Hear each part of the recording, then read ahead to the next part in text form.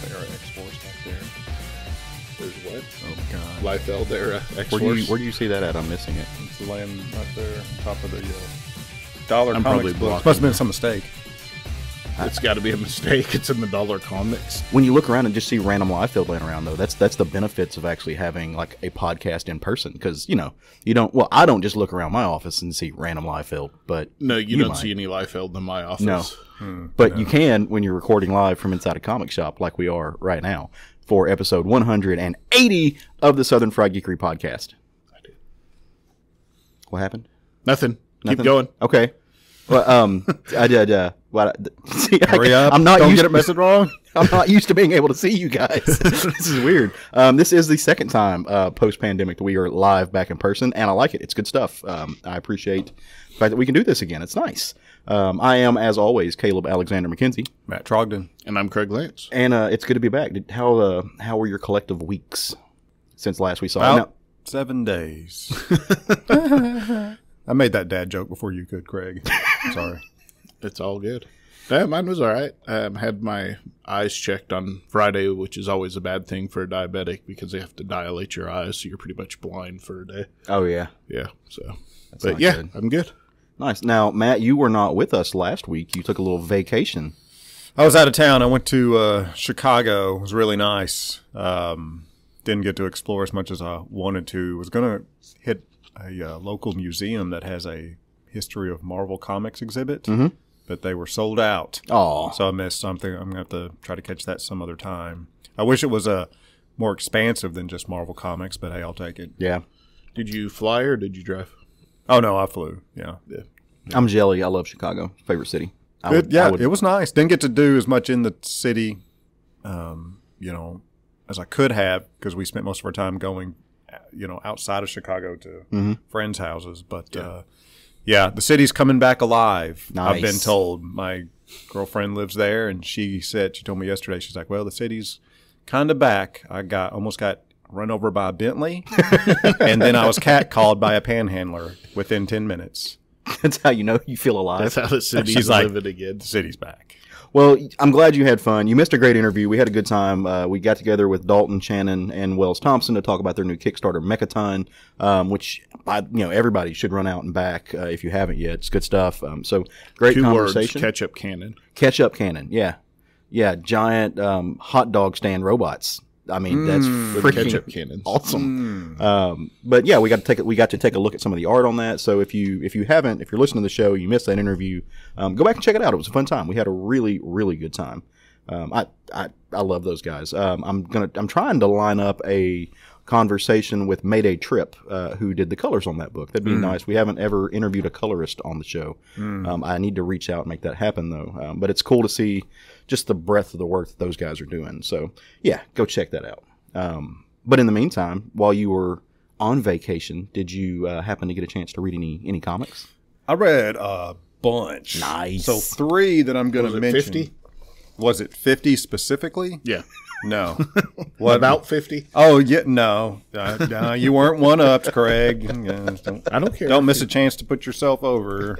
I still read more than you, Matt. 3 that I read specifically from this week, this week that just ended, I should say, I read Maestro War and Pax #5 by Marvel Comics. Team on this is Peter David, Javier Pena, Herman Peralta, and Jesus Abertov. I loved this book. This was badass, man. Doom and Maestro facing off. I told a buddy of ours, Castro, I was like, man, I could have done with a whole nother issue just of that.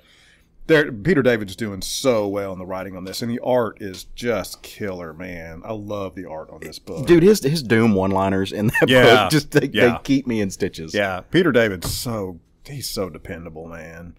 Also, I read from Image Comic, The Goddamned, issue #5 of The Virgin Brides by Jason Aaron, R.M. Guerra, or Hiera. I'm saying these names wrong, I'm sure. I'm pretty sure I got Jason Aaron right. But other than that, Julia Brusco. This being the final issue of this series. Makes me sad. Yeah, it's a bummer. It's been great. Man, I love this stuff. This goddamn, the first series and this follow-up series has just been really good. I really would like more stories in this universe. I wonder if they're coming back to it again. You would think so. It's done really well, but I mean, who knows? Jason Aaron, he has put a lot of his creator-owned stuff on the back shelf because his plate's so full at Marvel. Yeah. Speaking of Marvel, I went back in time and read from Marvel Comics from 1995. I found this gem, Red Sonja Scavenger Hunt. This was a comic. And it was the pencil team. There's 4 different pencilers and 3 inkers on this comic. I'm not really going to go through that's those. Never a good sign. Let me tell you what this was. This was a prime example of Marvel Comics reacting to the Image revolution. 1995, Image is, had its success, has been well established. Red Sonja has been redesigned. The cover has her in a traditional garb. Her outfit in the comic is like this S&M type bondage outfit. It's got the typical 90s comics spread. It's got the 2-page spread where you have to turn the comic sideways to look at, which always pisses me off. Even in the time when that was going on, I was like, fuck you for doing that. I'm reading the Darkness Compendium right now, and it's full of that. And that shit is hard to do when your book is 3 inches thick. Fuck you. I hate that shit. But the layouts are so 90s. The art's not bad. It's just 90s. Everything's big movements and very scantily clad women. Yeah, it's a one and done story.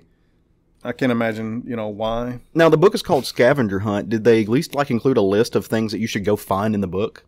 No. See, that's just like low hanging fruit there. If you're going to call your book Scavenger Hunt, put a list of things that some Where's Waldo. I imagine they were only expecting people to find scantily clad. Well, that's true. Marvel Comics was short on wit at this time. Gotcha. Who's it written by? The writing, I had not heard of the writer on this book. Glenn Herdling. Yeah. It's the 4 different pencilers, yet there's a different person listed as layouts and a different person listed as finishes. A lot of people touch this book. Right. And I cannot figure out why that was necessary. Unless they were just, I don't know, trying to get it done quickly. We got to hurry up and get that Red Sonja one-shot out, guys. We're going to miss our window. It's 1995. I know our buddy John Lucas, he gets to do a lot of layouts for people. He doesn't get credited necessarily in the books, but maybe back then they were crediting people. Almost like a ghostwriter. Yeah, well, he just kind of, people like his layout, so he'll come in and do the layouts, and then they'll come over and do their pencils over it. And like a thumbnail kind of thing? Yeah, I think so. Yeah, that makes sense. Yeah. We need to have him back on the show, speaking of people. Yeah. I miss him. Miss his face. Yeah. I love some John Lucas. He's a good dude. How about you, Craig? Yeah, I read Basilisk #1 from Boom Studios, Colin Bunn, Jonas Sheriff, I think is how you say his name, and Alex Guimaris.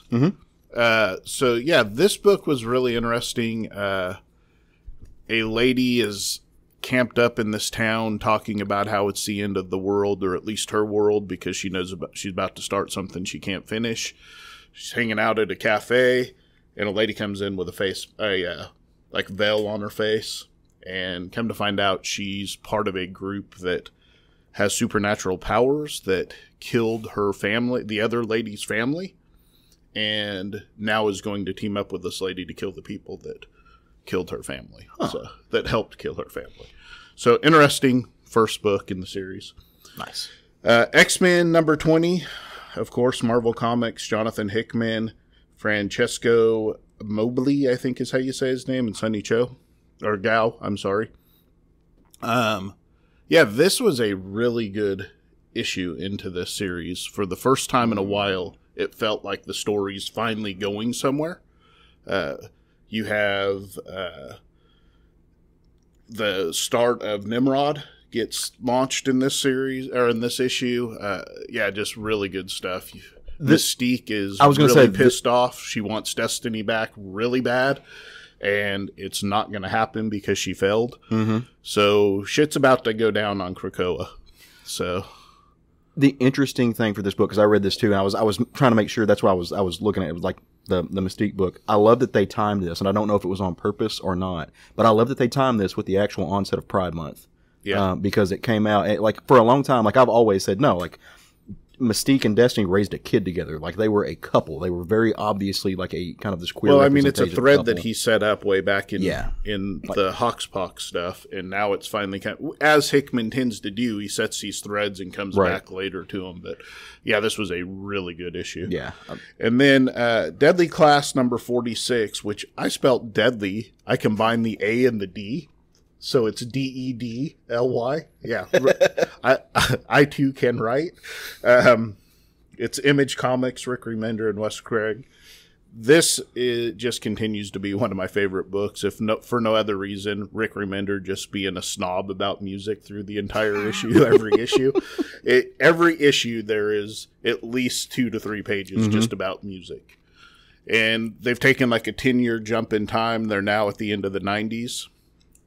So he switched to the kind of pre-grunge punk to now the post-grunge punks movement. So, yeah, pretty interesting stuff. But you also have killing and burning down a cult and lighting everybody on fire inside of the cult house because it's Deadly Class, and that's what they do now.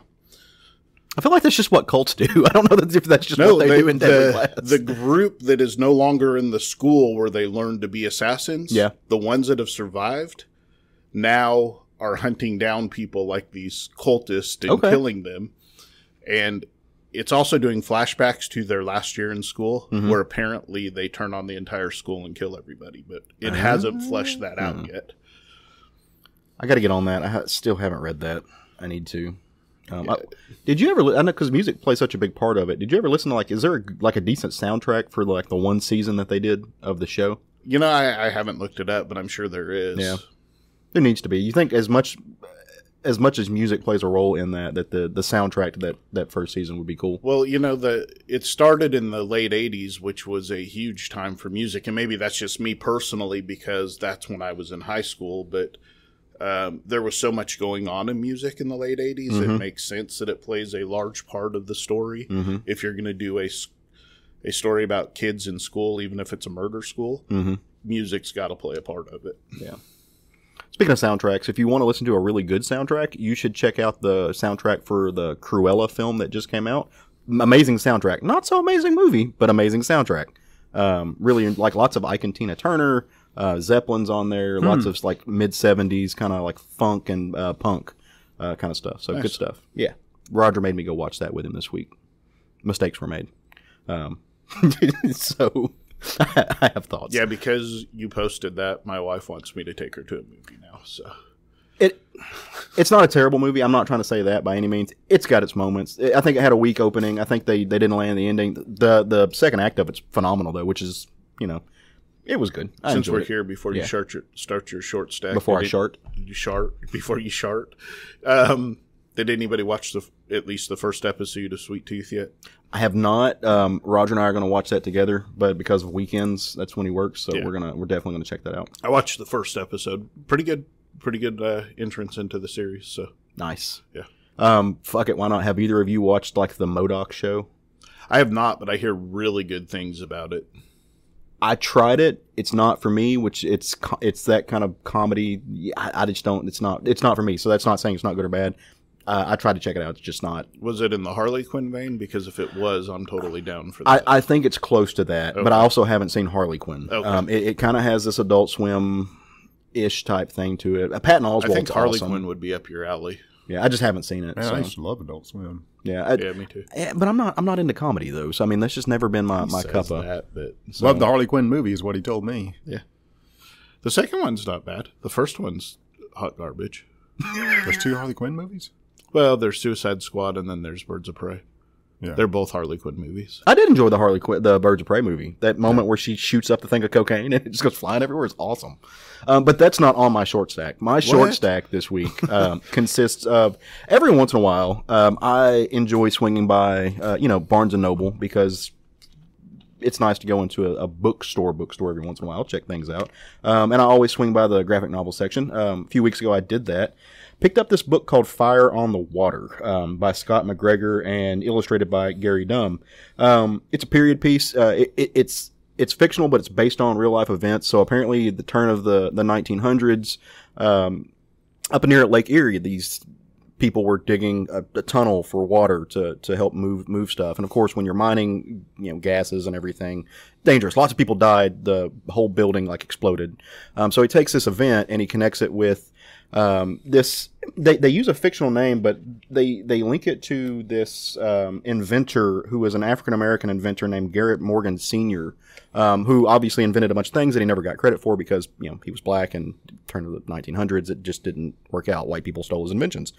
He actually invented the fire hood, so for firefighters, something like that. So it connects these two events in this kind of intersecting story. It's really great. I really enjoy the art on it. I've been racking my brain for a week to try to make a comparison in the art, but I can't. I don't know who it reminds me of. At first glance, it reminded me of something you would see from Howard Cruz, but I went and pulled up some Howard Cruz art, and I'm like, yeah, that's not it. There's just a couple other stuff. I reached out to Billy Z. He was also like, yeah, there's something on the nose there, but I just can't pull it up. So I brought it with me. You guys look through it if you want to, see if you can come up with it, but it's been bugging the shit out of me because I can't think of who it reminds me of. Next on Lay List, a little book that I read the first issue, and I actually spoke about the first issue. Wasn't it took a weird turn, and I didn't necessarily like the weird turn that it took because I wanted the more serious version of the story, and that is Home. And I read the second issue of that by Julio Anta, Anna Wozniak, Brian Valencia, and Hassan Otsman Ella, who did the letters on that. Actually, loved the direction that it went. Once I accepted the conceit that they were bringing some type of superpower into this story, the second issue went a lot more fluid for me, treated me well. So really enjoyed this. It's from Image Comics. Highly encourage folks to check it out. Essentially, this boy and his mom come up from, I think, Guatemala. They make it all the way to the U.S. Obviously, they get caught at the border. This is in the Trump administration. And they get separated, and the boy develops some superpowers as he's trying to save himself, save his mom, and get to safety just because he wants to, follow the American dream. So I really enjoyed it. If you don't want politics in your comics, then don't read this book. That's on you. It going into it. And then last but not least, I'm jumping back over to Matt. We both apparently read Jason Aaron books this week. I got caught up on Heroes Reborn. I want to, the look on your face is exactly the look I would expect. On the record, I do not like Jason Aaron's Avengers right now. Heroes Reborn, surprisingly good. I'm actually really, really enjoying it. And I did not think I would. I love Squadron Supreme, which is kind of like what this series wraps around in. It's actually going to tie back into the main book, I think. Somehow there's not just the creating this new universe. There's something that's happened almost like a Cap Cosmic Cube situation where they've changed the world, but they don't know how. So I'm interested to see where they go. The third issue was drawn by James Stokoe, which really, really, I love that dude. So our boy Castro's talking highly of that series too. Yeah, it's good. It surprised me because I didn't think it would be. Because he said it's pretty much Jason Aaron and Marvel thumbing their nose at the Justice League. Well, he's right, but I mean that's essentially any Squadron Supreme book, right? Because they're analogs of that. But I didn't think I would enjoy this. It's way better than the Avengers book. Way better than the Avengers book, which doesn't take a lot. It's a very low bar. A pretty low bar. Yeah, very low bar. So Jason Burroughs is who you're thinking of for the art in that book. That's who it looks. The art looks. Is it Jason Burroughs? Okay, that's who it looks like to me. Yeah, I'd have to think about Providence or maybe even a little bit of Steve Dillon. I could see a little bit of that. Yeah, I'd have to do a side-by-side comparison. I think his line's a little bit heavier. He's a little bit more cartoony, which is where the Howard Cruz thing came in, and we're talking about the artist on Fire on the Water. But yeah, I think there's some Burroughs in there too. I think you're absolutely right. I didn't even think about that. I can see it. But yeah, that's my book. Check out Heroes Reborn if you haven't. Take a chance on it. They're doing a different artist for each issue because it started off with Ed McGuinness. And like I said, next to last issue was James Stokoe. I've got the latest one sitting at home. I haven't read it yet, but it's worth checking out. I enjoyed it. It was decent. So fun times at the House of Ideas. Surprise! I like being surprised, so why not? Well, that was nice. We read a bunch of books this week. We also, we also read one together. that I think, Craig, you picked this one out this week, didn't you? Yeah. A new book comes out from DC Black Label called A Nice House on the Lake. We really enjoyed this, or at least I really enjoyed this. I won't speak for my cohorts. I do want to ask us how we feel before. I'm just letting you know this time. This time I'm just going to tell you. You don't get to make this decision. No, obviously you do. Before we talk about the book, I just want to say that we are going to dig into the details of the book.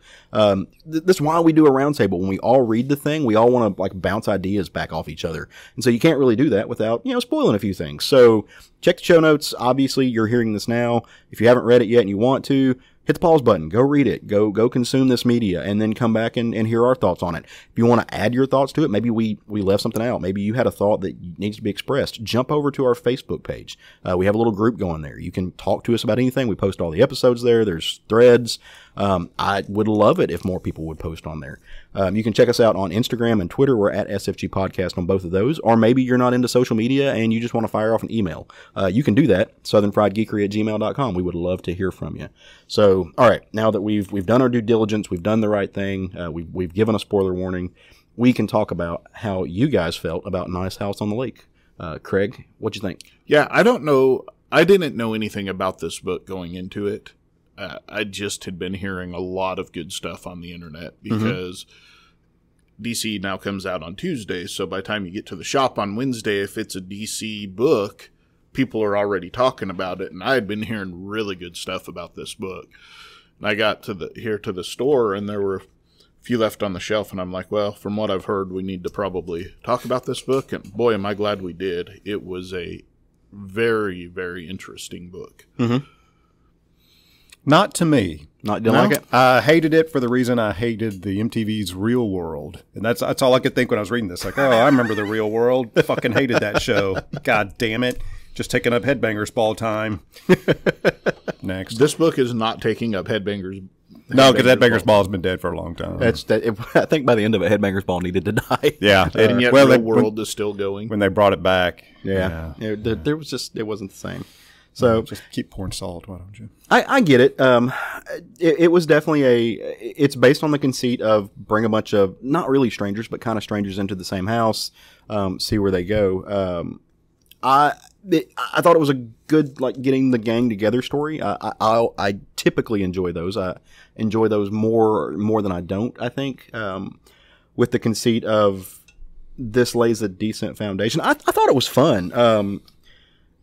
The premise of it, and we'll get to that when we really dig into the book, but the premise of it lays this kind of interesting idea of what would you do at the end of the world, right? Like, I mean, that's this whole thing. That's where this main character starts. And so I thought this would be a fun idea, a fun little, like, surprise exercise.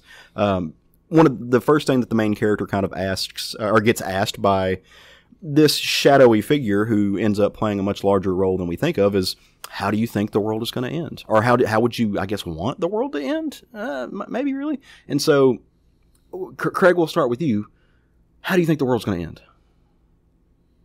Oh, it's going to end in a fiery ball of hate and anger. People turning on each other and killing them because the internet goes down.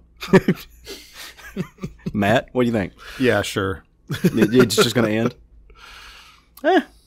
I think Matt has no opinion. I think humanity ends a long time before the world ends. So that's my opinion. I think the world ends through the inevitable, like, gravitational heat death of the sun. Humanity, on the other hand, will cease to exist. Being a narcissist that I am, when the humanity ends, the world ends. Well, as long as I get both parts of the Dune movie. How do I know you were going to work that in somehow? I knew it. I knew you were going to get there. Yeah. So this story, and I should say it's written by James Tynion IV, drawn by beautifully drawn. I really enjoyed the art on this. Alvaro Martinez Bueno and Jordi Belair, the great Eisner-winning Jordi Belair, kicked all kinds of ass on the covers of this. The book starts out with the narrative conceit of a bookend. So you're seeing the main character introduced with a backdrop of just, like, hellfire and brimstone behind her. She's got, like, an eye patch, obviously has been through some hell and back. And she's just kind of sitting on this broken, decrepit stoop, very apocalyptic kind of look about her. And she's giving you this idea of, okay, let me tell you how I got here. Like, let's back up a minute. You're wondering what I'm doing here. Well, hang on to your hats, kids. We're going to tell you. And so she starts looping back to this very past where she goes on this kind of, not really a blind date, but with a date with this guy that she barely met. And they do the whole, like, let's meet up for coffee. And he does exactly what we just did. Like, how do you think the world's going to end? It's a weird question for a first date. I mean, like, yeah, Matt just shrugged it off Yeah. when he asked him. He did. He wasn't That ready. was the end of their date. I'm going to have a steak. Yes, I'll have the pita chips and also the apocalypse. Thank you. And she doesn't really think of anything else. Like, she's like, okay, this is different. This is weird. It's an interesting fellow. And so they develop this kind of relationship, but he always comes back to that question, and he calls it the conversation. Like, hey, I was thinking about that conversation we have about this thing. And, I mean, really doesn't necessarily mean anything, but things are going really well for them until they just kind of, I guess it's out of sight, out of mind, at least in her mind. They quit texting. And for about 2 years, they don't say anything. They don't conversate. In today's vernacular, they would call that ghosting. Yeah, kind of. Yeah. See, Craig in touch with the American youth. That's why we've got him there. Yeah, I am who you go to for American youth. Tapping into the young zeitgeist. The pulse on that culture. I'm that dude. All of a sudden, she gets an email about 2 years later after she's been ghosted by this guy. And it's not just to her. It's kind of a chain email, group email to a bunch of these people. And it's like, hey, you know, I know it's been a busy few years. We've all lost touch, but I've got this lake house and I want you all to come up. It's going to be on June 14th to the 20th. Spend a week there. Send some pictures of it. It's like, join me. We're like, we've all got these connections. A lot of you guys went to high school together. Like, this is weird, like, kind of friends type thing where it's like, oh, we went to school together, but you're my brother's friend. You know, there's all these loose connections. Yeah. Friends. And we're going to get together and have a good time at this really swank ass lake house. And it's going to be awesome, right? Because it's got to be. We're getting invited to this lake house, going to spend the weekend, good times. So June comes around. They start showing up at this lake house. Ryan Kane, the main character, gets there, and she's known as the artist, and that's how the book introduces all of the characters. They give them titles. It's almost like Clue, right? Like they all have a role to play. That's what I'm waiting for. Professor Plum to kill the artist with the candlestick. With the candlestick, yeah, in the library. But Ryan gets there, and she has her little bio there, and she's introduced, and she sees this person that she loosely knows, like I said, from just, I guess, high school. She has some type of loose connection with her. And this person's Nora Jones. She's 34. Nora's a trans chick. And she gets there and she's like, this is the time of COVID. So they all show up in masks and they're doing the whole, beep beep thing, which part of me wonders how that's gonna, the thermometer, the Much beep better. thermometer. The beep beep thing. The beep beep thing. That's So they were what we're backing calling up? it from now on. Do what? His watch was going off. Yeah. No, they were doing the whole like digital thermometer to the dome thing, which part of me wonders how that's going to age. Like, I wonder if this ever, like, if we ever go back to this book in 5 years, 10 years. Yeah, but we won't. You're going to have movies that are made during this time Yeah. that have that in. I mean, the Snyder zombie movie that just came out has that in it. I mean, movies are just going to have pop culture in general. Just kind of a point in time kind of thing. Yeah. You're just going to look back and go, oh, I remember when we had to go through that. I mean, it's going to be, I think it has to be a thing. Like, you see that, you're automatically going to think about 2019, 2000, the pandemic. So it's a good time marker, if nothing else. 2019, 2020. God damn it, Cabu. Look, fire me, guys. I'm begging you to. I'm literally doing the least I can do here. The least I can do. But they start introducing Love each other. the effort. Minimum at best on a We're Sunday the morning. reverse of Deadpool. Minimum effort. It can only get better.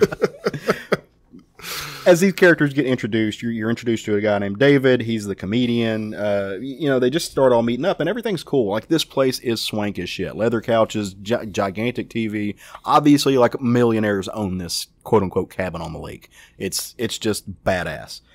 They start to all settle in, and they start talking about, oh, why are we here? What are we doing here? And then, lo and behold, Walter walks in, the guy that she went on the date with, this kind of shadowy figure who, looks like a halfway decent dude, looks like he's about in his mid-30s. He just comes in and he welcomes them. He looks halfway decent.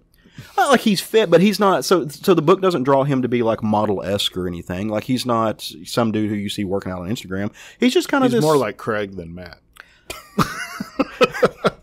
He's kind of this. He's drawn to be this kind of like average Joe. But I mean, everybody in this book is quote unquote pretty. It looks like, right? Like they're not. They all kind of meet these things, but he's not. He's not like sunshines and rainbows when he walks into the room, right? But the way he's always he brought steaks. That makes him pretty good to me. That's a very, very valid point. But the way he's always drawn and the way that Jordy Belair colors him, he's always wearing these sunglasses, and you can never see his eyes. But the sunglasses, they aren't shown as dark; they're shown as white. It almost does this kind of Frank Miller thing from Sin City, where they show the character when he always takes off his glasses, they're always yellow or they're glossed over. You can't ever see it, which I thought was an interesting kind of feature. I haven't seen that done in a long time. And he starts welcoming them, and they get the party started, and he's just letting them settle in. But he's got to go like do some business, right? Like he's like, okay, you guys enjoy yourselves. I'm going to take off. They do. None of them really have cell phone service or anything except for one person. And so they start to settle in. They're floating around the pool. They're having a good time. They start seeing something on TV. They start checking their phones. They start realizing they can't connect to the outside world. So they flip on the TV. They start, like the one person with any service starts checking Twitter. And apparently out in the world, starting in New York City, the world just has gone to shit. Like literally the people are like, no, dude, the sky is on fire. Like my skin is melting off as I type this. Like I'm falling But I don't apart. feel anything. It's kind of like jelly. Right. Like you That's what I'm going to do. If my skin is melting off, I'm going to get on Twitter. I'm going to post it. Yeah. Well, that was the thing. And I had that exact One star. One star. would not recommend. Fucking Yelp reviews going down. But I had that thought as I was reading here, and I think James Tynion is making. I think he's making a statement there. Like in the apocalypse, literally, we would have people tweeting about it. We would have people getting on and posting selfies with it. That's the world we live in, and we see that all the time in the real world, right? Like massive events they did happen that all the way back to Independence Day. Remember they had the party and they're taking the pictures. All those duck-faced wood carvings. Yeah. I remember those. God damn it, Matt. But we see that in real time. Like you see people in car wrecks all the time, and they take pictures of themselves in front of these cataclysmic events. They do. That's the world we live in. So I really thought it was interesting that Tynion was taking a moment to talk about that. And what they start to realize, and this happens when Walter walks back in the room, he's some type of, we don't know specifically what he is, but he's some type of harbinger of the apocalypse. And he's gathered them all together. The harbinger of sorrow. He gathered them all together to survive the apocalypse in this house. I don't know if it's meant to, or we don't know if it's meant to, like, carry on the human race. Like, this is the starter set of whatever. There's something up with him because she hits him with a poker and splits his face. Oh, she knocks the shit out of him. Tweaks back into place. Yeah, and just done. And her arm explodes when that happens. So he's some type of ethereal other being. Obviously, we know that. Like I said, I don't know if he's like an angel, he's the Metatron or what, but he has brought them all there to survive the apocalypse, which, that's nice. Thanks, guy. So now that Matt said it, I'm really hoping we don't get, what's that name of that show? Real World. The Real World. Real World Apocalypse. I'm really hoping that's not what this book is, because it's set up for something much greater than that. I think but it could be. But if that's what we get, I may be very disappointed. Thanks, Matt. I think so. Just putting the pin right there. That's essentially the end of the book. Right now, we can kind of discuss the moments, what it means for the broader world. I think it's going to be. I think Tynion. I think he's making a statement. I think he's making a statement about the way that we treat pop culture, the way that we treat media, and the way that we would encounter. Like we would literally try to find a way to make an event out of the end of the world. Like there would be a reality show based off of that if there was any possible way. So. I find that I hope they're premise broadcasting interesting. this like aliens in space or something, and they're having to watch Real World, the apocalypse. That's why the world's going to end. Actually, the aliens got a hold of the broadcast, and they're really pissed about Joey from season 1 or whatever being a dick, and they're going to come blow up the world. Yeah. So I personally think that the this idea of being like chosen, surviving the apocalypse, but also looking out at society and how society would handle the apocalypse is very interesting. And I hope we see more of that. Obviously, I don't know how much more of it we can see, because eventually there's just not going to be anybody left outside that bubble. But I would like to see it revisited to at least kind of complete the statement. I don't think the statement was fully fleshed out. I don't think it was. I don't think they're staying there by the fact that the book starts with her in the post-apocalyptic world, chilling on a step. So something, and obviously she's missing an eye or hasn't, has damage to an eye or whatever. I think it's a good setup for a series, and to see where it goes, I'm really interested in that. I don't know. The art held me in until the last few pages of the book, because I was like, "What the hell's going on?" And then the last few pages when the Twitter feed started blowing up and stuff, it was like, oh, well, this is interesting. Yeah. So. Yeah, I want to kind of correct myself. I didn't hate this book. I was kind of joking when I said that, but for sure. Yeah, because it was well done. I mean, there was nothing to hate about it. I was just joking around. Wasn't your story. I was just trying to, Craig was on such a high. I was really trying to burn him down. It seems like that's been like your whole goal today. I'm so sick of you smiling. I'm sick of it. No, but I'll try and scowl more often. So I just, it's just not, the setting's just not for me. That's all. It was well done. I'll let you know when they leave the house. And right. You can jump back in on the series. Well, I'm trying to remember the last time we talked about post-apocalyptic things aren't really your they're cup not of my tea. jam. Yeah, which makes sense. They're mine. I'm ready for the world to burn. So I enjoy them. So I'm actually later on I'm going to talk about a book that's post-apocalyptic. So that's kind of my theme for the day. I enjoy them at some moments. I enjoy them when they're written to do kind of what. And I say this having not read the book. I'm kind of always basing my when I talk about a show or a thing like The Walking Dead, it's always centered on the television show. But for the most part of The Walking Dead, the issue there is not the zombies. It's not the end of the world. It's the relationship between the people. I actually enjoy that more in the apocalypse, because I think that's the richer. Did you ever watch the movie product. The Road? Or Yeah. read the book The Road? I read the book. Yeah. Whew. Yeah. Yeah. It's one of probably in my top 10 favorite books of all time. Yeah, talking about how people treat each other in the post-apocalyptic world. Those connections to me are always more interesting. Even in things like Mad Max, and Mad Max is ridiculous. It's fun. It's bright. It's shiny. It's explosions, rusty. But at the end of the day, it's really about those relationships. It's about how those connections either survive or dwindle. And I think there's a lot of that in there. And like you said, obviously they're going to get out of the house. They're getting out of the cabin. They're going to do things. I'm very interested in the connections between point A and point B. But I also want to see how these people, like they've established that there is some connection there. There's some history there. I want to see how those things are explored literally while they know that the world is ending outside and that they're in some sense trapped. They know they can't hurt Homeboy because, like you said, there's this great panel. She swipes at him, goes right through his face. It kind of like almost as if he's vapor, and he forms back together and her hand explodes. So they can't do shit to him. So how are they going to talk? There's, I'm curious about the trans character in this book. I like to see James Tynion is he's an out queer person, so he's writing a queer character. I think that's awesome. I don't, however, know why he gave this book to DC, other than the fact that he's got this book feels like it would be way more home at Image or at another publisher. I don't think it matters as long as he's getting keep his creator owned license. I would think he would, and it's a Black Label book, but it's still me trying to figure out.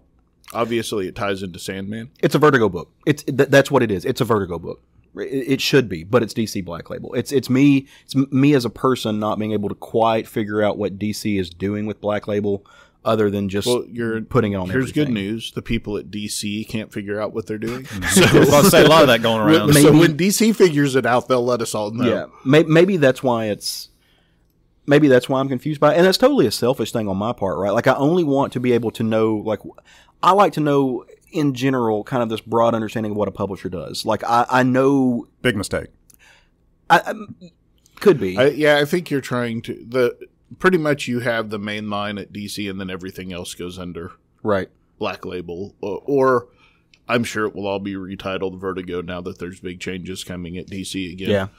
Yeah. I'm sure it'll go back to Vertigo because that's the label everybody knows. Yeah. It's just what their label is at this point. Well, and I only say that so like when I think of Vault as a publisher, I have it like Vault writes a bunch of different stories, but I have this kind of general understanding about the horizon of Vault, so I know what they do. So I always know to like check out Vault and see what they're coming out with new. Same token, I know what Xenoscope does. I know that there's absolutely no reason for me to ever check out Xenoscope in previews. That's just not for me. It's never gonna be. So, but that's the thing with like, I would say check out the first 2 story arcs of the very first Grimm Fairy Tales. Maybe the first 6 story arcs. Outside of that, you're good. You've never told me that in a short stack. I don't know if I can believe you. But I just like I can't. I guess I just have to. You have to like always maybe pay attention to Black Label or something. I don't know. Just to see where they're going. Is it going to be a Superman story? I look through and see what's coming out, and I mean, it's you just generally ignore certain. I mean, I do. Yeah. There's certain publishers I ignore. Yeah. But DC, I don't ignore. I ignore parts of it. Like they're saying, and that's not saying that they're bad. It's just saying like I generally know I'm never going to order anything from this section of the book. But with so if I feel that way about certain publishers just because I know I'm not going to. You know, I'm probably not going to read a jungle fantasy book anytime soon. But skeptical. as he promotes Xenoscope. He said anytime soon. I mean, that's pretty subjective. That's true. Now, like before he leaves, I said the first few story arcs in the volume 1 of Grimm Fairy Tales. Yeah. So I guess the long and short of me saying that though is I can't figure out what to expect from Black Label as a publisher. Is it? I think it's everything that is quote unquote creator owned or what would have fallen into Vertigo previously is going into that label, and it's anything that doesn't fall into their main line. Yeah. Well, and he could be doing something. Dream's going to show up, and I was just going to say it reminds me of Sandman, because the first Sandman had nothing to do with the DC universe, but you get these moments where the DC universe injects itself into Sandman. I could very easily see somebody like Deadman floating into this book. While I couldn't see somebody, Batman or Wonder Woman showing up to save the day, quote unquote. But I can see that. So who knows? Just to be clear, Sandman is 100% part of the DC universe. It is. Okay. Yeah, it is. But so you read that first arc though, and you don't know that per se. I could see something like that happening. Anyway, I enjoyed this book. I'm kind of on board. I immediately signed up for it because I wasn't already signed up for it. I'm going to check it out. We've been talking a lot about the writing and a lot about the plot and stuff like that. I don't think we can skimp over enough of how, in my opinion, beautiful these pages are. They are. It's not trying to be photorealistic or anything. It has its moments to where it's being very subversive. I think the art is. I also think it leaves room for interpretation. He includes these symbols all around, which have these kind of. Well, symbolism is a big part of this book. 100%. About it a few times. So, but it kind of has these symbols are going to play symbols. They're going to play a part into the series, or else they wouldn't be there. So, I mean, basically, they're told where to go based on the symbols they've been given. Right. His line is not thick. Like he's not doing the Lieber hardline superhero kind of thing. Everything kind of blends into the next thing. I really enjoyed it. Really think that I love how the one dude's talking about how if it's owned by a billionaire, so he knows who to kill when he gets out of there. Right. Which billionaire owns this place, so I know who to kill. And then Jordi Belair just kills it with the colors. Jordi Belair does lighting, I think, better than anybody, very many people in the comics industry today. There's this one double page spread where they show the interior of the cabin. The light shining through the windows reminds me a little bit of just a perspective of kind of something like Checchetto did in those first few issues of Daredevil, when you see just the layout and just kills the lighting. Checchetto's been doing it for 25 issues in Daredevil. You just decided to quit reading it, right? Because of one issue of one ridiculous issue. That's how important that one issue can be, kids. Don't fuck it up. You'll lose 1/3 of your audience. Maybe he's just such a good shot he can use a regular No, rifle and not a shotgun. Absolutely not. Maybe. Absolutely not. But so, Craig, are you staying on the book? Yeah, I'm going to stay on it. On it, Matt? Negative. Okay, so I'll 2/3. let you know when they leave the house so you can start reading it again. When they leave the house. Are they still in the yard, though, Craig? Yes, fuck have you. Have they crossed the When fence? the real world part's over, I'll let you know. See, All right. Well, Craig, tell me about a book you read this week, brother. because Matt loves when I talk about Star Wars so much. It's his favorite thing in the whole world. I'm going to talk about War of the Bounty Hunters #1. Of course, it's Marvel Comics. Charles Soule wrote it. Luke Ross did the art. Niraj Menon on colors. And Travis Lanham on letters. So, in the prequel to this, someone stole Han Solo's carbonite-encased body from Boba Fett. And now Boba Fett is trying to track down the thief. As he's in a bar trying to get some clues, he notices in a reflection on a glass another person coming up behind him with his blaster drawn, and of course he destroys that dude. Leaves the bar, heads back to his ship, where he finds Zuckuss and Forlom, and if you don't remember who they are, they're a couple of the bounty hunters from Empire Strikes Back. They're the two kind of bug-looking ones. One's an alien and one's a robot. An android, as they call them in Star Wars. A droid. And they have made the fatal mistake of doing damage to Slave One. As he calls it, he's like, that's really disrespectful. This ship belonged to my father. And he ends up using Forlom's head to determine who's put this bounty on his on his head. So that tells you how bad he destroys these two well-known, well-loved bounty hunters.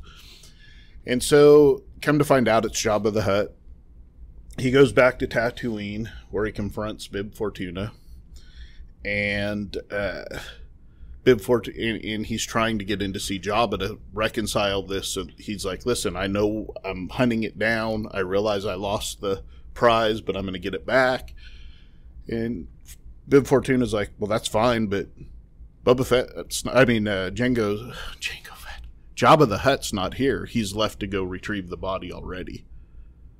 Well, come to find out that Crimson Dawn has the body. Okay.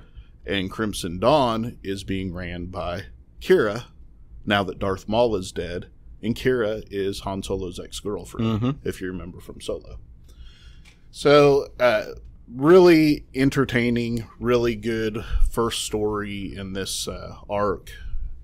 I can't wait to read this story. I haven't been real impressed with the Bounty Hunter series in general in Star Wars, but this storyline intrigues me.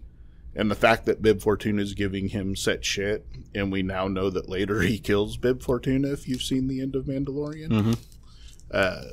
Some really good stuff happening. So what else really impressed me about this book outside of the story was the art was really, really well done, and especially the colors. Just absolutely nailed. They're in Corellia, I believe. But it's so bright with all of these different colors happening in the background and stuff. It's just absolutely done beautifully. So I kind of have a statement and a question. Okay. Number one, I can't wait to find out who has the cojones to like shoplift from Boba Kira. Fett, because that's like. Oh, he's already made it clear somebody will die. Well, that's what I'm saying. So I guess my question is, did Kira do it herself, or did she have somebody else do it? Shit, Crimson Dawn did it. So she's running Crimson Dawn now. So Crimson Dawn is that an organization? Okay, that she was a part of, that Paul Bettany was running in Solo, that she killed Paul Bettany and took over. And now... but Darth Maul was really secretly running it, if you remember the very end of Solo. Well, of course, by this time frame, he's dead.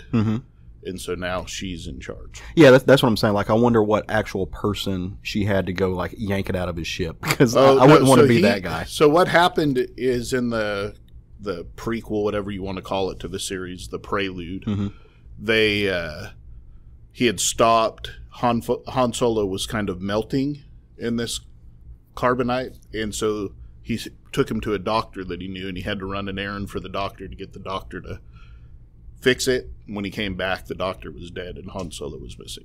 Oh, okay. So he didn't actually. I gotcha. So yeah, so he was off doing something while Han Solo was in somebody else's care. Yeah, that's the kind of shit that gives you a 1-star rating on Yelp. Like, yeah, you can't just leave your shit laying around, kid. Yeah, he's going to be killing lots of people. He's already taken out quite a few, and we're only one book in. And it's pretty funny because when he meets up with Bib Fortuna, Bib's like, yeah, well, all of these guys say you should leave, and he just stares them down and he goes, you know who I am, right? He's like, you can try and kill me, but I promise you a lot of you are going to die in the meantime. Tombstone music plays in the background. Yeah, pretty much. He's like, a lot of you will die if you... And they just all kind of turn around and walk back into the castle. Charles Soule, to me, really does a specific kind of character especially well, and that's a character that's understated, I guess you would say. Yeah. Like he lets their presence do the talking. Yeah. So is that how he does Boba Fett in this book? He's pretty quiet. Almost kind of the way the Mandalorian is in The Mandalorian. Just kind of lets the mystique of him being a Mandalorian and his name speak for itself. You really felt that in his Darth Vader run. Yeah. The way Charles Soule wrote Darth Vader. Darth Vader was spoken one-word sentences. Yeah. Just, it was and I really, really appreciate the confidence that Soule has in characters like that to let what they don't say Well, there's deliver. a great one-liner in this book where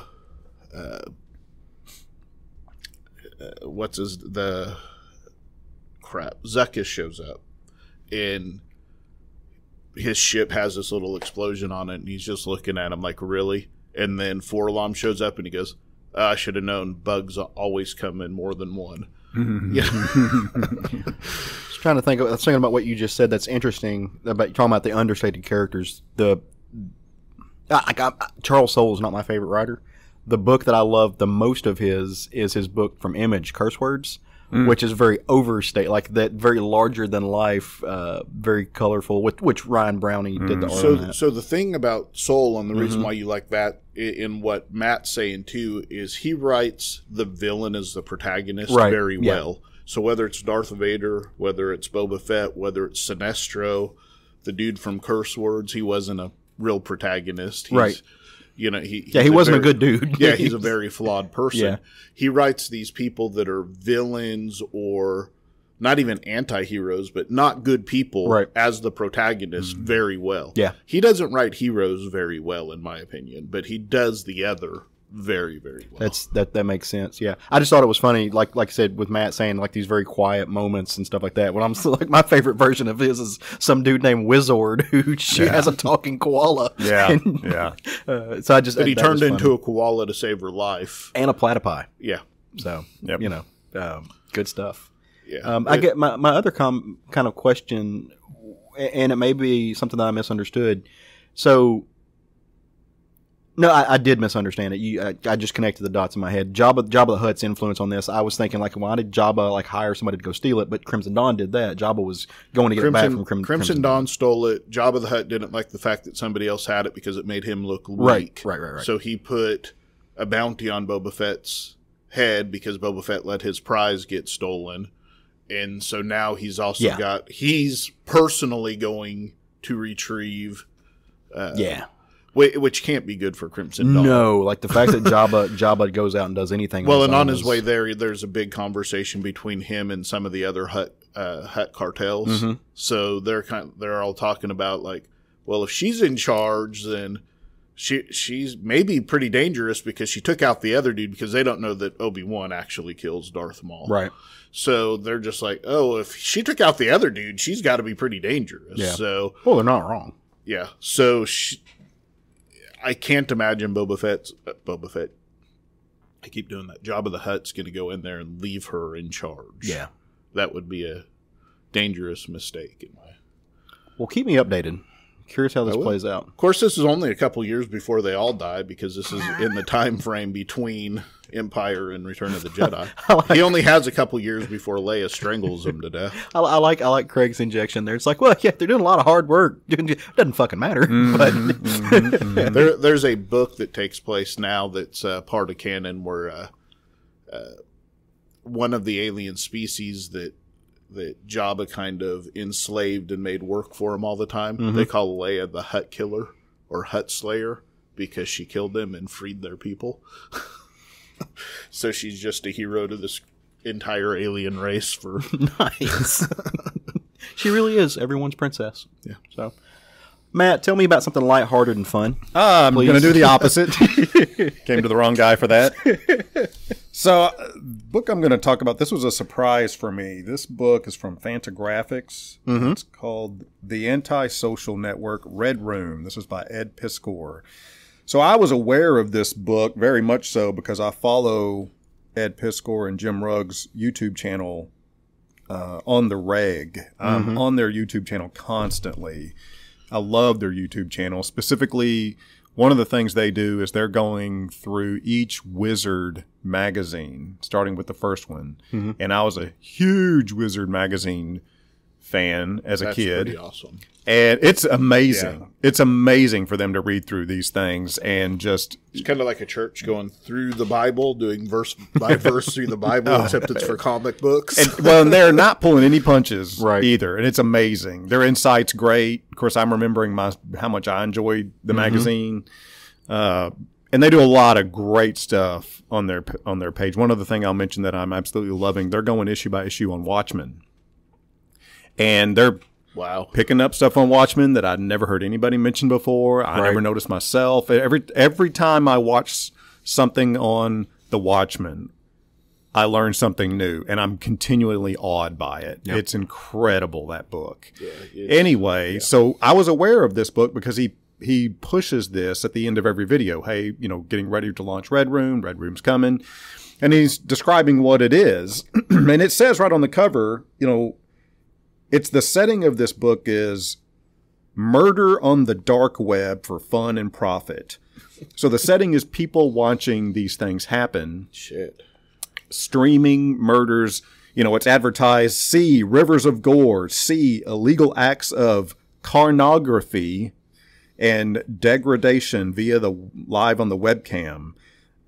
So I'm not a gore fan. I don't like gore. So I was not going to check this book out. I was like, it just doesn't sound like it's for me. But eventually, I found like, well, I'll give it a try. Curiosity got the best of me. And I loved this book. This book's amazing. And I'm in, man. I got on reserve for this. The art is fucking fantastic. It's grayscale, black and white, gray. Everything is done by Ed Piskor. Yeah. Everything, even the lettering. And I cannot brag on this book enough. The story is great. The setting is fascinating. It's not a stretch, frankly. It's not a stretch. I think it's very much based on reality. It's very well crafted. The story, the characters are great. Very compelling. This is each issue is going to be a standalone issue. How they may or may not tie together will be interesting to find out. Nice. But it says it right on the front cover, and he makes a point to say that. The thing that surprised me the most is, despite the obscene violence, the way the violence is presented within the story doesn't feel over the top, doesn't feel like it's exploiting it to create interest in the book. But I cannot brag about this book enough. And something that when I got finished reading it, that I got another thing that I really appreciated is seeing a creator doing exactly what he wants without having to, curtail or censor himself to please his masters, that you're seeing with so much corporate comics now. Right. And it reminded me of back in a time when the comics were by and large much more subversive. Now Marvel Comics is owned by Disney Corporation. Right. DC Comics is owned by Warner Brothers. Now, they were never, they were never what this was. Right. And I'm not, but they were much more subversive at one time, and they could do a lot more risky things that they just can't do anymore. So it's nice to see a creator do exactly what they want. Takes you back to the underground comics. Just the that, yeah. 80s. The Arkhams. This felt like a book that you used to have to buy at a head shop. Right. Yeah. This felt like a head shop book. And I love those old head shop books. So I really appreciated it as well on that end, as it just felt like this is a guy doing exactly what he wants, not censoring himself, not trying to please anybody else. And the fact that he does everything, even the lettering himself, I mean, much respect on this. So yeah, I enjoyed this book. It would feel less like an underground book if he didn't have to do all of that himself. Because, that's probably part of that feel. Even though just because you know it, but back in the day, the underground comics, one person would do his own comic all the way through. Right? Oh, right. Yeah. Do it, so it probably helps give it that underground feel a little bit, that he did everything on it himself. Well, and that's so I read this as well, and that's the way that. So number one, I'm a big fan of Ed Piskor's work. Like I love Hip Hop Family Tree. I loved WYSIWYG. I even liked what he did at Marvel when he went back through the history of the X-Men, and that stuff. So he does that. To me, he does his best work when he's being almost a reporter, when he's being kind of this investigative reporter and laying out a narrative. So I did not love this book nearly as much as you do. I do think it's gorgeous artwork. I think Ed Piskor has elevated his artwork in this book. It's the best I've ever seen him. But it's really not the subject matter is not something I tend to enjoy. And almost because, like you said, I think it does hit really close to home. I mean, so there are parts of this, like, I don't think that there's actually any people who have, like, inbred factories that are pumping out, like, spoilers. Like, right. But I think there are people who do, we see this in Saw, we see this a lot. There's dark web rooms where you can use cryptocurrency to watch people get murdered. I don't like that's a bridge too much for me because it's real. Yeah, this book is not for everybody. Exactly. This is definitely, it's a book I'm going to try and get. Yeah, but that's definitely a big part of the appeal to me. Is this is going to be too much for a lot of people, and that's definitely part of the appeal for me. I can't wait for Amazon to make a series out of it. Right? Yeah, yeah. I mean, this is a lot. Well, but Ed Piskor also, he always had, and he's always been honest. He's an outlaw comics artist. Like he positions himself as kind of this modern successor to R. Crumb, to Peter Baggy, to this world. And I like that he's finally hooking up with Fantagraphics because, and this is something like I read a lot of Fantagraphics. I read a lot of Drawn and Quarterly, and they do a lot of this where they just let no, we're not going to editorialize you. We're not going to dictate what you lay down on the page. They let their artists do some really subversive work. Like, to me, as far as like quote unquote mainstream comics, the most subversive work is coming out from Drawn and Quarterly. It's coming out from Fantagraphics. It's coming out from those kind of publishers. And so I love seeing a comic artist like Ed Piskor latch onto them. This book at Red Room is they broke records at the publisher. It was the most of a single issue that they've ever sold. So I really hope that means that we're going to get some more of that work.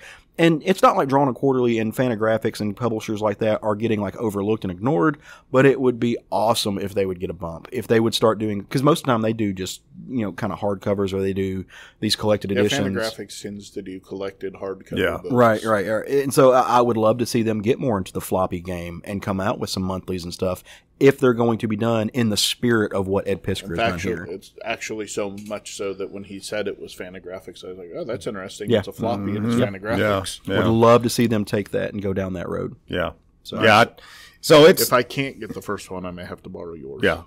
Yeah. It's it reminds me of the music that I like so much. That's too much for a lot of people. Right.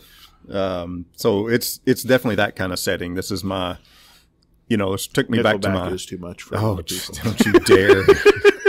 It's definitely not too much. That's definitely it's not.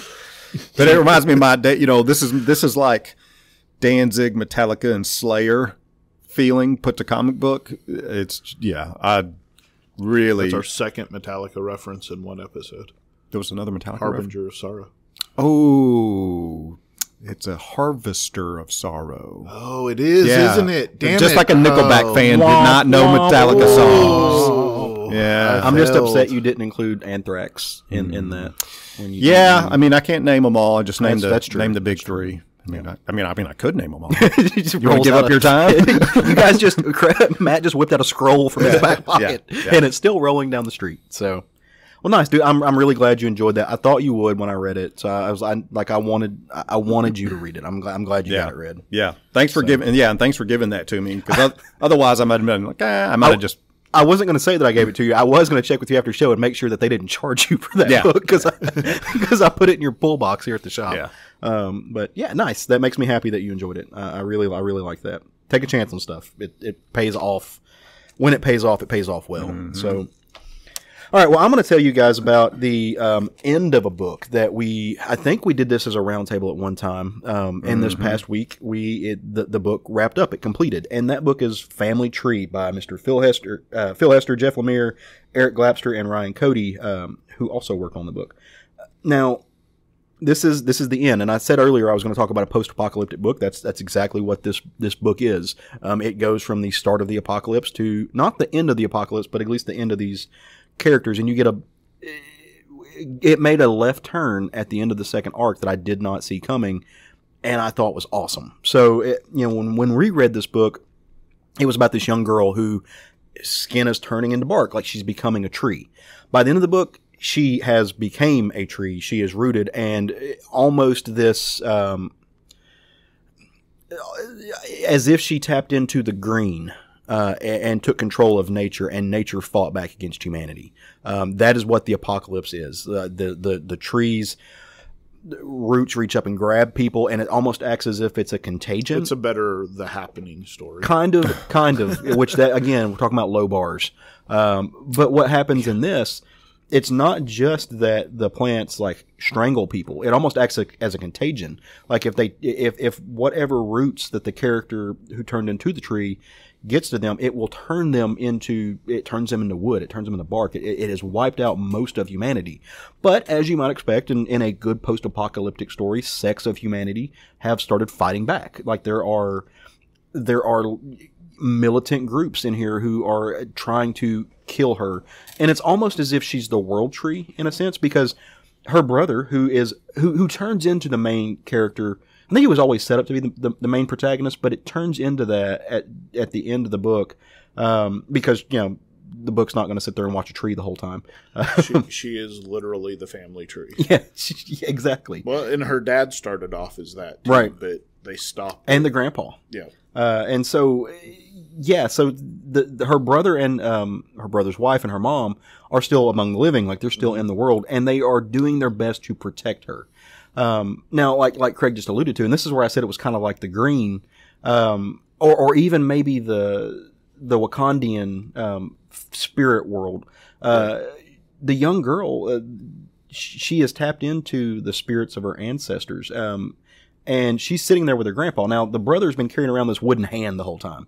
Which is their dad. The father, yeah. And so, like, she is in this world where she's actually talking to them, and they're talking back, and they're talking about how to save the world and save the family and everything, and to fight back. And you really, at the end of the day, like, I can't be mad at the militant people who are trying to kill the tree. Like there's in this case, no. Yeah, you're pulling for the tree because the story's been written from their perspective. Right.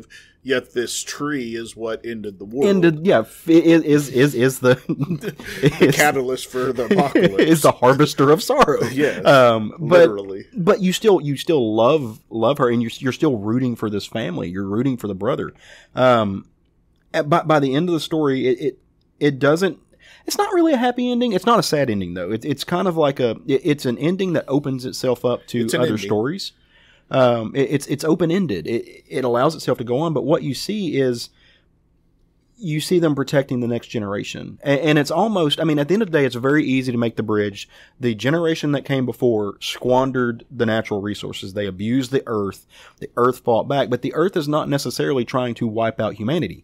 She's doing a lot of the work that she's doing to save the next generation, to save a child who also is a child whose mother is an African American, whose father is white. Like it's almost this this post-racial world that they're building in They this. make a point of saying in this particular issue, in fact, that she is able to prevent certain people from turning into wood. Right.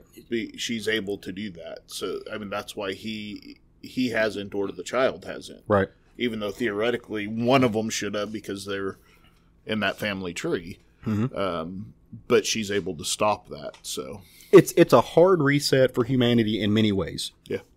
And I really enjoyed all 12 issues. It was a weird ending because it, like you said, it is a reset for human. It ends with.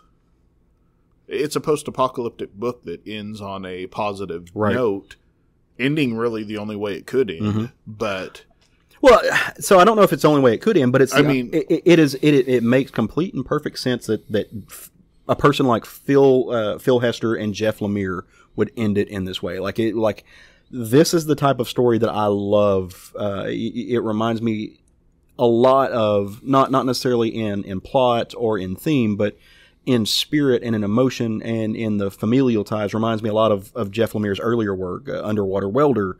I mean, all of his has a family tie. If it's his own creator-owned work, there's a humanity to everything, no matter what it is. Even a book like Frogcatcher, all of it's tied to there's a lot of that in there. Or a family in some sort. Yeah. So, and I can't say enough about Phil Hester's artwork. It's everything I want from Phil Hester. He has this angular, thick, meaty line. It's everything he puts down on the page has a purpose. He does so much without filling up the page with details that you don't need. But his expressionism is top of the game. It's what I love from Phil Hester. So if you haven't read Family Tree, if this is something maybe you I wanted to recap on it. I'm trying to do a better job as both a podcaster and as somebody who just likes to talk about comics, about going back and revisiting things that either I or we have talked about from the beginning that maybe we haven't gone back to. So I wanted to come back to this as a purpose, as kind of an end cap, and say, hey, like, we started this book, kept with it, and it went to a place I was not expecting it to, but it was such a enriching story full of incredible heart that puts you in a weird position. And makes you ask some difficult questions while also just being genuinely entertaining. Have you read Royal City yet? I've read the first 2 trades of it. I've got to finish it, but yes. I mean, it's Pride Month. You need to finish it. Right. Pressure. I'll get added to the ever-growing list of shit I have to do. But yeah, go check out Family Tree. I'm hoping they come out with a hardcover of this. As always, I would love to. If they come out with like a hardcover collection, I will probably get it. I don't know if I'll either sell or donate my single issues, but this is one of those series, like I've talked about before. Like, I'm trying to take out things from my collection, because I've got almost 30 long boxes now of stuff that I'm never going to go again. I would love to take stuff out of that. I'm not in it for like in 30 years this is going to send my non-existent kid to college, because unless Roger by miracle gets pregnant, we're not having any kids. But I would love to have this on a shelf instead of in a box in my attic. So go check out Family Tree. Highly, highly recommend it. So this was fun. Yeah. I love talking comics with you guys. We should do a podcast. Right. That's pretty much how this thing started. No, seriously. This like I said at the beginning of the show, this is our second time doing this back in person. I miss this. Love that we can get together and have coffee every week. And I hope that the folks who are listening to this, be it at home, in their cars, in their commute, whatever, get some enjoyment out of it. We love to do this. Or at least, I'm speaking for you guys. You guys might hate it. I don't know. I mean, I agreed with you last time, and Matt disagreed, so I'm assuming it's the same. Matt's like, I just show up to... That's what... He shows up to make sure you're not happy. That's right. That's 100% true. That's why he wanted to start recording in person again, so he could look at me when he destroyed me. Yeah, that's exactly. Yeah, the tears. Yum, yum, yum, yum. This is why we're friends. I would love it if some of you folks who are listening came and you joined our Facebook group. I would love it if the people who are on the Facebook group got chatty. Like, seriously, tell us what you're reading. We want to know more. Have these conversations with us. It's fun. honestly, I don't know about you guys, but my online connections, the friendships that I've made over the years, really helped me get through this pandemic where we couldn't go out and socialize. But I had a built-in group of friends I could chat with and talk to. If you're worried about some of the dangers of, I say dangers, of online communities, because they can be toxic, they can be shitty. We do a really good job about moderating it. Nobody's going to come in with blatant, or even, we don't even let them get away with coded bullshit. Nope. Yep. We shut that shit down. So come hang out with us. Come talk to us. And while you're there, you can tell us what you're going to pick up next week, because New Comic Book Day always rolls around. We say always, we take it for granted. But yeah, there was about 3 months last year that didn't happen. Yeah. I didn't like it. It was not fun. But you can give us an idea of what you're going to pick up, and in turn, we'll give you an idea of what we think you might enjoy this next week. So I'm going to let one of you guys kick us off. What are you grabbing on this next New Comic Book Day, be it Tuesday or Wednesday? I'm going to pick up Bunny Mask #1 from Aftershock. I knew you were going to do this one. Paul Tobin and Andrea Muti, I think is how you say her name, or his name. Sealed in a cave before the dawn of man and released by a crazed man, Bunny Mask walks the world once again. No word on why Bunny Mask is wearing a bunny mask other than it's her name. Or why she was sealed in a cage and in a cave and what she survived on for millennia. Look, don't ask questions. I am not going to ask questions. I'm going to watch the vampire-looking woman with a bunny mask kill people. That's my intent for this book, and I hope it delivers. Nice. Matt, what you grabbing this next week, brother? So this one's really predictable. If y'all read through the next week's releases. I got the bunny mask and stopped. It was at the top. Yeah, I was actually afraid you were going to take this one from me. I know Caleb would have. He went first. 6 Sidekicks of Triggered Keaton. Yep. This is from Image Comics by Kyle Starks and Chris Schweizer. I am stoked about this book. For the fans of Chew and Assassination comes a new action mystery series from Eisner Award nominees. Chris Schweizer and Kyle Starks. The world's most unlikable action star has been found dead, and his previous TV sidekicks are looking to solve the mystery.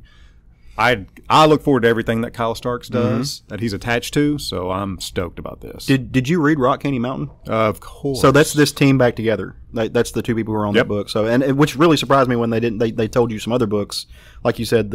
For fans of this and that, I'm really surprised they didn't put Rock Candy Mountain, because I've been waiting specifically for this duo to get back together. Well, I mean, they're talking the subject matter, right? Is Obviously, yeah. So I'm stoked about this book, man. Yep, celebrating them get back together. Well, speaking of celebrations, this month is a celebration, especially for folks. Celebrate good times. Come on. Yep. Yeah, I'm a product of the 70s. Waving a flag. No, it's Pride Month. As I've said many times on the show, and for everybody who knows me, I'm a very out and proud gay man. Happily married, love it. We take this I've month. heard of this, Caleb. New news. Somebody asked me, he's like, is Caleb going to talk more about, Pride? Heterosexuality. I was like, every day's Pride Month for Caleb. It's not going to change anything he does. Well, it is, but this is a month that we set aside to remember the people who fought for the advances that we've made, and where it started with and where it came from, and also the flip side of that is how much further we have to go, how much ground there is left to gain, to catch up to see a society where equality and dignity is the norm, is the standard. So that's what this month means to me, and so a lot of times this month, a lot of your comic publishers specifically, I mean, a lot of corporations do this across the board, but comic publishers take an opportunity to produce things that they think that celebrates Pride, and DC is no different. So Pride #1, DC Pride #1 is set to come out this week. It's got various people who are working on it. Scott Williams, Jim Lee, Tamara Bonvillain, Jim Lee, again, Scott Williams, all of those folks. I'm reading off notes. Jim Lee, Scott Williams, Jim Lee. Wow. The website that I'm looking did something dumb, and they went across the list, and then they reversed the list, and I was like, wait, what? No. Our friend of Matt's dead. He's on the floor rolling around right Cena Grace worked on this book. There's a bunch of people who are on this book, and they jumped in to help it out. So I'm really excited. They're going to showcase characters like Harley Quinn, Poison Ivy, Midnighter, Batwoman, Aqualad, Alan Scott. There's a ton of them because there are a bunch of queer characters that don't always get the spotlight in all their other books, and there's some that just do that get talked about. But you can get this book for $10. So grab DC Pride. It's a price tag, but they are also taking some of the money. It's not just taking advantage of Pride Month to put money in the coffers. They're taking and they're donating the money back to some LGBTQ plus organizations and to benefit. So I encourage everyone to take advantage of that. Also, if you're here in Central Arkansas, I'm just going to take a moment to shout out some of the organizations we have here. You've got nonprofits like Intransitive who do really important work. You've got nonprofits like Lucy's Place who do incredible work for the LGBTQ community, specifically the LGBTQ community who face homelessness, which that's an issue that's near and dear to my heart. So take a moment, no matter where you're at in the world, to look around you in the immediate vicinity and see where the workers are, see who's doing the work there, and support them. Check them out, let them know, and see if you can help. But at the very least, make sure everybody knows that good work is being done. So, because we need more of that in the world, just across the board. So that's my little pitch to being a better, more good people in the world. Yeah, and also tree people. Tree people is what happens if you don't do good things. So, but real world apocalypse happens. We're all going to get invited to a lake house if you guys don't quit being assholes. All right, going. My skin's melting and it feels like jelly, and my skin's sticking to the screen as I type. But first, let me take a selfie. All right, so go check those things out. Come back. We'll be at the same place, same time next week. Wash your hands. Don't stop doing that. It was a good idea. We should probably carry that through. Don't tell me what to do. I saw somebody post the other day and said, you realize how few colds you've had in the past 18 months? Mm-hmm. Oh, hey, imagine that. Yep. Some shit works. And go forth and love some comics while you're at it. Word. That's it. That's the new standard. That's it. Copyrighted, trademarked, stamp of approval. Cowabunga.